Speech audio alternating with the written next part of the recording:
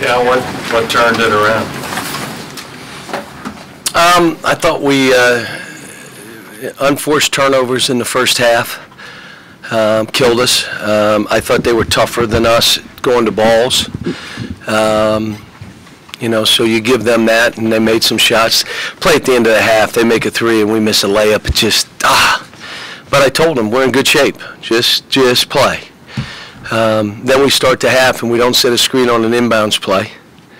And I just said, look, we're going with spirit. I'm playing spirit. PJ was hurt. Not enough to give us. We just needed spirit. I thought Wenyon, obviously Kevin. Second half, our guards played for us.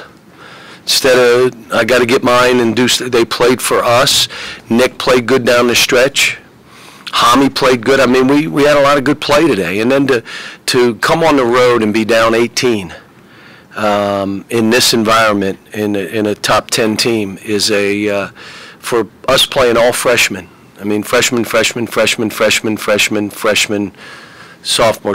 That's who we are. To be able to do that in this environment means we're growing up. Part of it is we have a full roster, which we have not had for how long? 3 weeks, maybe longer, because Jared's just starting, and we still haven't figured out Jared yet. You talked all year about you need Kevin to become that guy. If there's going to be that guy that can kind of put you on. And he didn't settle.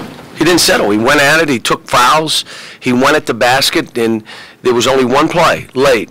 And he knew he did it. He bailed out, and I wanted to, why'd you do that? You had been, and it's, you know, he reverted a little bit, but the biggest thing too, both Quade and Shea played the way you need point guards to play. You're not playing for you, you're playing for us.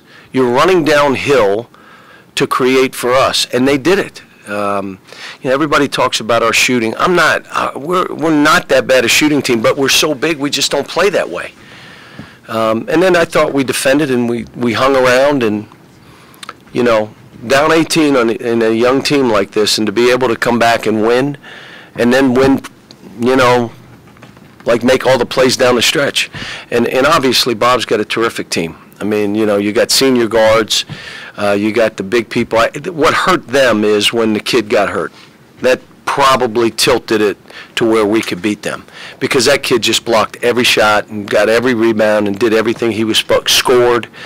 I don't know what happened to his knee, but that was a big piece of this game. Cal, you stuck with Nick Richards even when a lot of people said get him out of there, and kept him in the starting lineup, and you played him down the stretch tonight. How, as a coach, is that one of the more rewarding things when you stick with a guy and he gives you that in that kind of moment tonight? These kids are so young. They have to know I'm for them and I'm with them and I love them.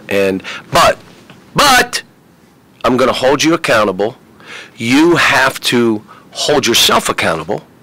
And if you don't, I will do it for you. You have to take responsibility for how you play. We only had one play today where a guy wouldn't take responsibility. And eventually I made him in front of the team say, my fault. He said, okay, thank you. And there was only one of those. We've had 10 of those. And it's all, look guys, they're being defensive because they're trying to figure out who they are as players. And when you're trying to figure it out, you're defensive. You're trying to, it ain't me, you know, stop. Take stock in it. And I told them my job is to make them uncomfortable every day so they can play in this kind of environment. And we started for a couple days. It became like football practice.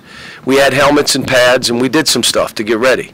And so, you know, they dinged heads a little bit, but we, you know, I'm trying to make them uncomfortable.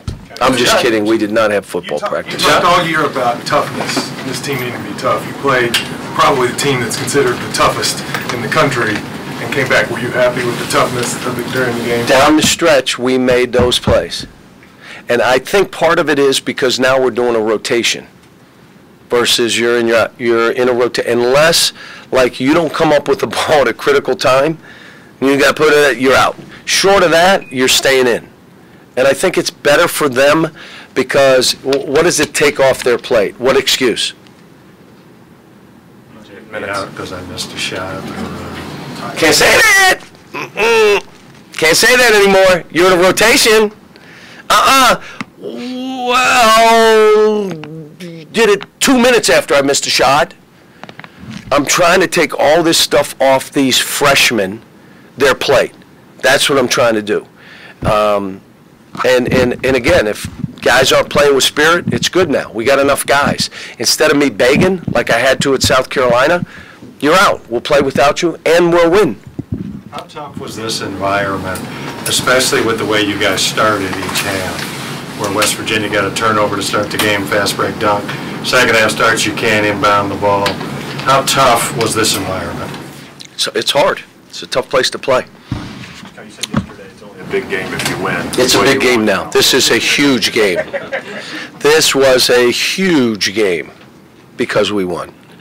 But for Bob and I am rooting for West Virginia. I always do. He is rooting for Kentucky. We're not going to play anybody. Well, we will face each other in the NCAA tournament. There is no question they'll put us in the same bracket because they don't want two of us to advance. So we're going to play each other. But hopefully it's later rounds. And he knows this is, you know, them saying now he's got their attention. You know, and again, I didn't watch his team. I was watching my team. But I imagine there's some things that he's going to talk about, whether it be shot selection. I don't know. I didn't watch his team. I watched mine. It turned out to be a big game for the league. It came down to you to win the challenge for the first time. You guys did it. Doesn't matter. I mean, you got two of the best leagues.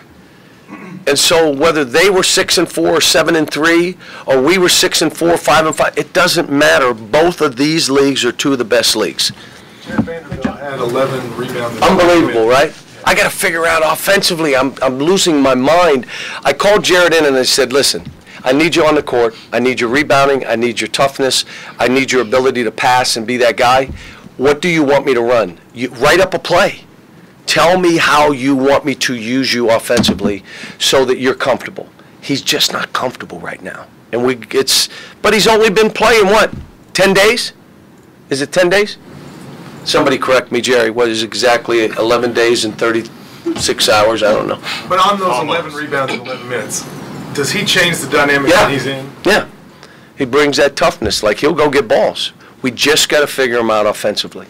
John, is there such a thing as that defining moment where the light can come on for a team? And No. When you got all freshmen, no. Now we got another tough league game Tuesday. We travel tonight. We'll get home at 11. We practice tomorrow. We practice Monday. We play a team that should have beaten us earlier in the year, and we're playing them. John, I know it's not March. It's not even a conference game, but to see your young team respond like this in this kind of environment, how satisfying is that? I'm proud of them. I mean, they know how I feel, and you know, it's just. You know, I told them it was a spirit about you in the second half. And that's what we're trying to get them to practice with so it becomes who they are. The other thing is, I want to go see the assists. Not the assists I want to see how many hockey assists, how many assists for the foul, how many assists to throw ahead to the next one. The best play, because we drove and threw it to Hami for a three. Now that guy was going to shoot that, but he threw it to Hami for a three. Hami makes it. You just made the game easy for Hami, and you picked him up instead of getting it blocked and acting like you could have made it. That's what we're trying to get out of these guys. I need them to create shots and make the game easier for each other. And then the rest of it's toughness, fight, how we're playing. And last question, guys. Pull over the rest of the year? Pardon me? Going to wear the pullover the rest of the year? I might. It was... you know, it'd be nice to travel this light. Does Bob take luggage with him or no? He doesn't take luggage, does he? No. No. Does he brush his teeth? Yeah, don't get close enough to them. And let me say this, and I know, you know, Bob is, they lost. If it was me, I know how I'd be feeling.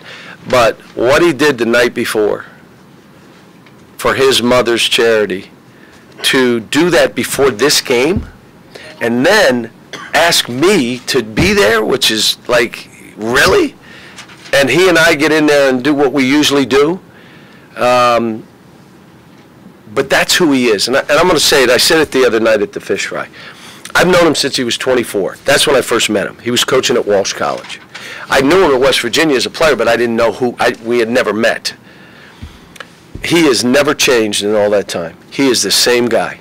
Sarcastic, funny, cares about his kids, coaches them hard and they love him because he tells them the truth, involved in the community. He's never changed. He's exactly the same guy. The dude's a Hall of Famer. I'll be stunned if he doesn't get in, and he is what a Hall of Famer. Forget about he's one of the best coaches in the last 30 years. Forget about that.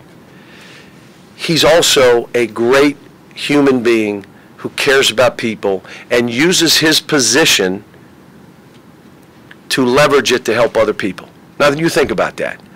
And I love that this state loves him. I mean, the people here love him, and they should. He's one of them. It's like I say in Kentucky. I grew up in Western PA.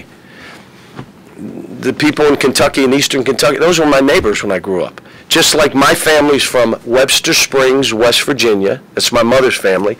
My dad's family came through Clarksburg, West Virginia, as a coal miner. And you do all know that there's a lot of Italians in Clarksburg, West Virginia.